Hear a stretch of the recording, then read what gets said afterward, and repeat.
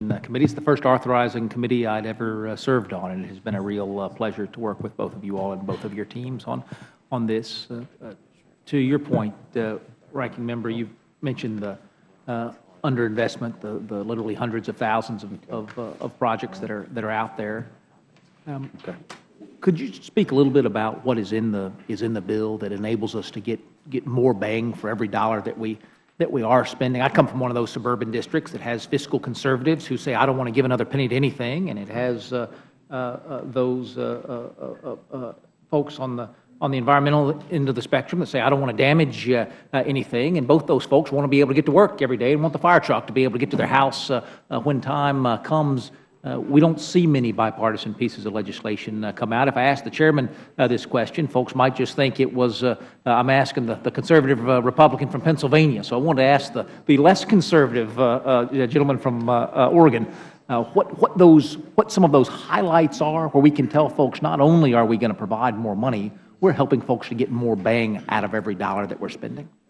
Well, there's a number of provisions. There is some additional environmental streamlining in this bill, and it also, I think, will help move along some of the past environmental streamlining that has yet to be fully implemented administratively. Secondly, we are, short-circuiting some of the, shall we say, we're giving more authority to the states to not just follow the federal. There's a thing called the Green Book. Okay, everybody's got to build into the Green Book, right?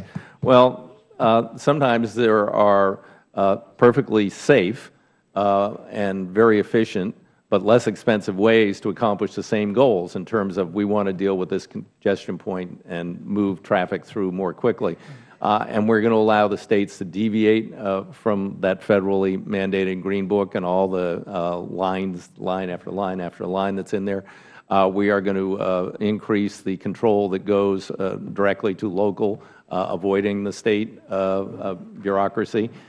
So I think there are a number of provisions that the gentleman would find are very helpful in terms of getting the money on the ground at the local level and spending it more quickly, more efficiently. Time is money. When it comes to these projects, and the longer they hang out there, the longer they get delayed, the more expensive they become. And if it's a replacement or repair project, the more expensive the repairs become. Madam Chairman, we have a lot of bills about this size that show up in this committee, and the more you read, the less you like what's in here. These gentlemen have produced a bill. The more you read, the more you're going to like it. The more you get into the details, the more success you're going to see coming out of the T&I committee, and I'm pleased to be able to serve with both of you. I yield back. Thank you, Mr. Woodwall. That's a wrap.